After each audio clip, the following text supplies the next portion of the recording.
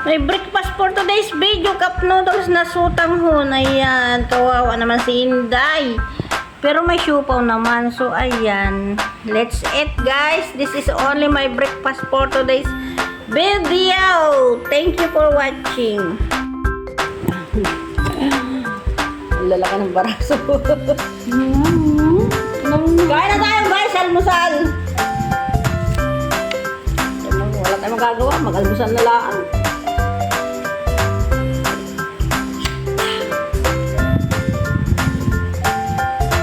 Ano kaya lubog ko ito dito? Siupaw. Nakita ko na lagi sa skipping rope. So, gusto ko mag-skipping rope. Ay, mura lang yung ibalin.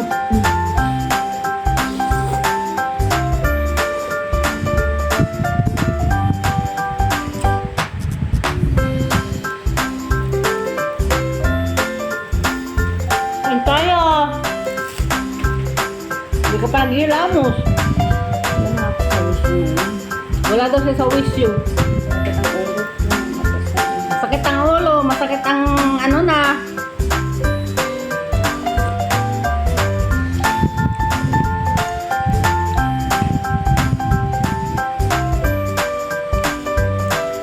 Kain ko na lang yun. Hindi ako ma-stress sa buhay kung baka ako'y mamatay lang. Hindi na sa basang 5,000 pag ako'y pinabaya sa sarili ko. Kaya kailangan ikain ko ng ikain yan. Nararamdaman ko. Sabi nga ni Michelle, Mama, bayaan mo yung problema sa'yo. Huwag ka problema. Oo, okay, madala mo.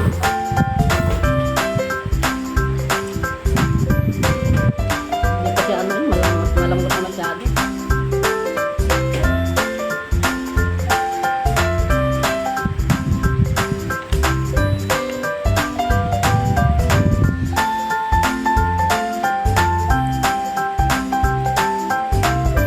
Umopek! Shout out ng tulog ka pa ba? Kain ka pa ba? Shout naman. Shout lang tulog niyo.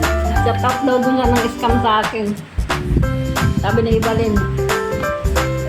Ako yung nagtitiis ng ulam ay cup noodles. Siya naman tuwan-tuwa kasi naka-scam siya ng 25,000.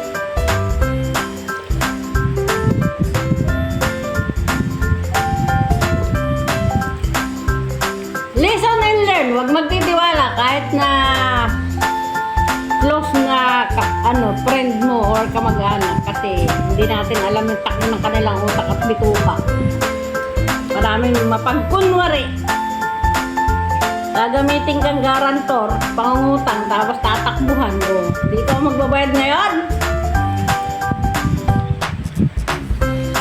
Ito, utang. Dakilang tanga naman ako, mapagbigay, mabait, ay, ewan.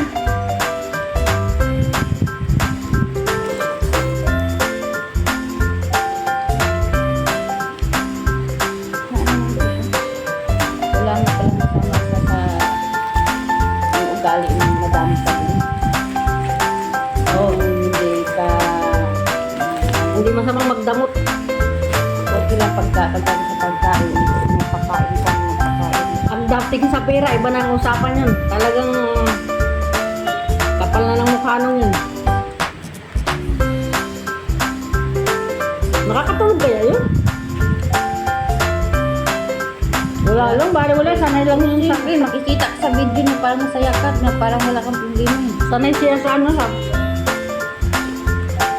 Tingnan ka parang wala lang. Hindi ko na problema.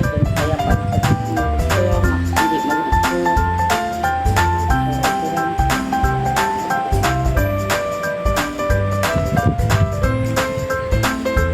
Alam ng dalawa yung nandito magbabayad ng utang niya.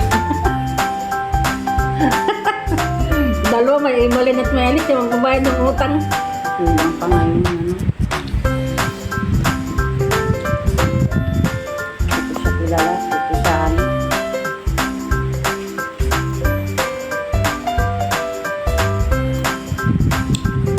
Lalo ko na i-mark yung mukha niya.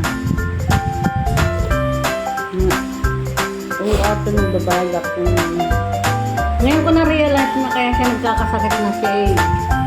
May gumagalaw daw sa kanya. Sabi ko, ano bang kasalanan mo? Wala naman ako alam na kasalanan ko eh. Sabi niya, meron daw namamaraya sa kanya. Pinaparayaan daw siya. Hindi ko pa nakakausap yung friend niya. Yung pinsan niya eh. Close friend ko yun. Magpapalipas muna ako ng mga sambon. Pag hindi siya nagparamdam eh. Masakit ko.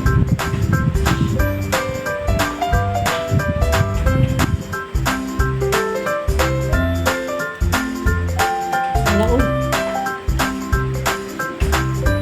Parang ulan. Pupunta pa naman ako center. Kukuha akong gamot ko.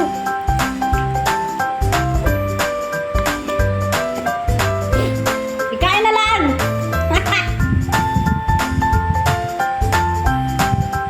Thank you guys. Maraming salamat sa support. Maraming salamat sa support talaga. Hindi dahil sa inyo, hindi ko makakasunod sa YouTube. Ay.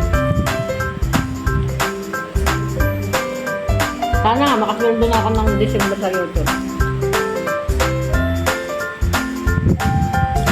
Mabagal ngayon ng pasok ng dollar sa YouTube ko.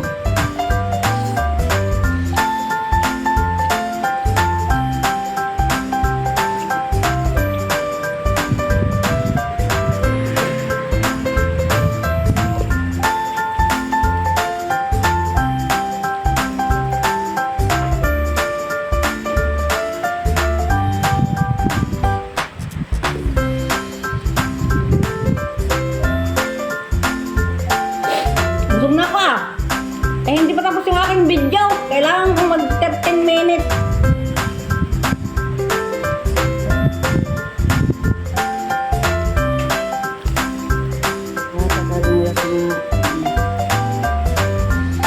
Halatang wala sa mo. Mukha ni Ibalin. Pag mumukha ni Ibalin. Wala na po. Ba't wala kang tulog? Sakit na ng ano po. Nangali. Ano na? Alam mo yun na. Dapat pag menopause ka na. Ayoko. Bata-bata ko pa parang binupos. Hindi ka makapaglandi. Hindi ako makapaglanti. Ang dami-dami ng mga menopause na dyan malalandi.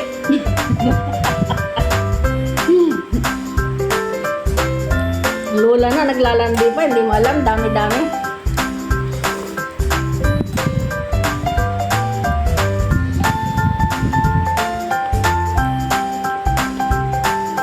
May nag-away na naman sa live ko kagabi. Sa live ko sa TikTok may nag-away. Inaway nung... Ay, pareha silang girlfriend. Pero yung... Kay John Milma. May kinakasama si John Mil, di ba? Na... Tagal na sila sa Brunei magkasama. Sabi niya, 12 years na. Ngayon, may nagustuhan si John Mil. Niligawan, naging girlfriend si Jenny Lynn. Ayun. Sabi niya, John Mil. John Mil na nga. Sabi ko, mahal mo ba yan? Oo, ma'am, nagmamahalan kaming dalawa. Ay, hindi nagtitik-tok yung yung kinakasama ni John Mil. Pares lang naman silang girlfriend kasi yung tunay na kasama ni John Mil nasa Pilipinas. Pero sumakabilang bahay na nagkaroon na siya ng asawang iba. Tapos nagpangabot doon sa live ko sa TikTok. Ayun, ako dyan ka po, Lord. Nag-away, nagparinigan na ng kung ano-ano. Naawa naman ako doon kay Jenny Lynn kasi katanga na. In love doon kay John Mil na may kinakasama. Ayun. Yung may sabi mo na. Hindi ko talaga sila masisisi kung anong nangyari sa kanilang basta siguro yung pagmamahal talaga pusang sumisibol sa kanilang puso. Pero ayun, hindi nila napigilan na kahit may kinakasama yung isa Yung sabi mo na in love pa rin siya. Ay, di ba nakita mo sa picture yung ginagawa mo? ano ba sinasabi mo? Yun na taga Taga Brunei. Oh? Yun yung bagong girlfriend o kasama? Bagong girlfriend, ma'am. Yung sabi mo na nasa office. Ito ba, si Jenny may kinakasama pala siya, taga doon din. Kasama niya. Taga rin. Pinakontinto talaga. Tapos pag kada day off ni yung isang ng kanyang ex, ay nung girlfriend niya, magkasama sila. Tapos Tapos sa gabi, ang kasama niya yung kanyang pinakasama. Nagpang-amo talaga kagabi sa live ko. Grabe. Ito. Nalaman na nila. Nalaman. Alam naman. Alam ni, ano, alam din ng kabot. Mga girlfriend. Hindi pa rin iniwanan. Sabi ni John, hindi ko siya masaya doon sa nakakasama mo. Tapos hindi na lang niya, hindi siya nakipag-iwalay.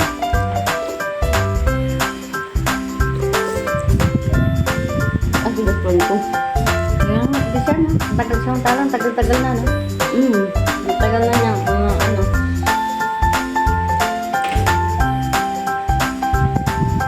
Tapos ayun na nga, nag-message nga siya sa akin din. Jeneline, sabi niya, ate, nagulat ako sa, sa live mo, sorry talaga. Sabi ko, bakit mahal mo ba siya? Mahal na mahal ko siya, te. Mahal na namin yung isa't isa. Ang hirap talaga. Sabi niya, at least parehas lang naman kami yung girlfriend, din lang kami tunay. Sabi ko, hala, ano ba yung pagmamahalan niyo na yan? Paano na yan? Pero palang gano'n, ano? Ay, naikwento ko lang kasi open naman sa akin yung kaibigan ko, kaya hindi ako nahihiya na naikwento sa inyo yung nangyari sa live ko talaga sa TikTok. Mga open sila. Mga ano ba, mga liberated na sila. Kaya okay lang yan, kaya hindi ako natatakot na ikwento sa inyo yung nangyari sa amin. Anong taon sa TikTok? Hindi ko sila sinuhusgahan. Kasi sila, nagmahal talaga sila. Ay, ewan ko, malamang ko lang yan habang bata pa ah. Mahal nila yung isa't isa, inamin nila sa akin. Eh, paano na yung una? Yung kinakasama, o diba? Pag ano na lang, pabayaan na lang. O ganun. Parang sabi niya kasi pinapabayaan lang daw niya yung ano, si Junmel na pumunta kay Ginalyn para maging masaya. Pero at least sa kanya daw si Junmel, sabi niya sa kagabi sa live. Tapos pumunta pa si Ginalyn na ano, paglalaban kita. Ayun, yung paglalaban kita. Ito, request ko sa'yo to. Paglalaban kita dyan, hanggang ako'y mabubuhay. Mahal kita. Ay, talaga naman. Tawa na doon sa live ko. Ay, talaga naman, Diyos ko, Lord. Pero Malaan na ba yun sila? meron palang ganun talaga na kahit may asawa ka na, may mai-inlove at may mai-inlove sa'yo at handa ka talagang ipaglaban. Eh, hindi ko alam. Sa totoong buhay, kinwento ko lang talaga kasi totoong nangyari. Mga kaibigan ko sila, ha?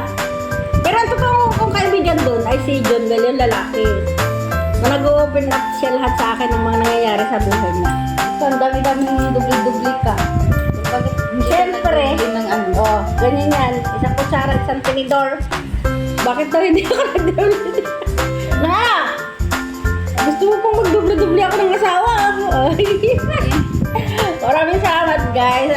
Sa susunod na lang ikukwento ko sa inyo yung nangyari kabanata doon sa aking live kung ano na. Nananaba na ako sa stress ko. Grabe na to. Bye, everyone!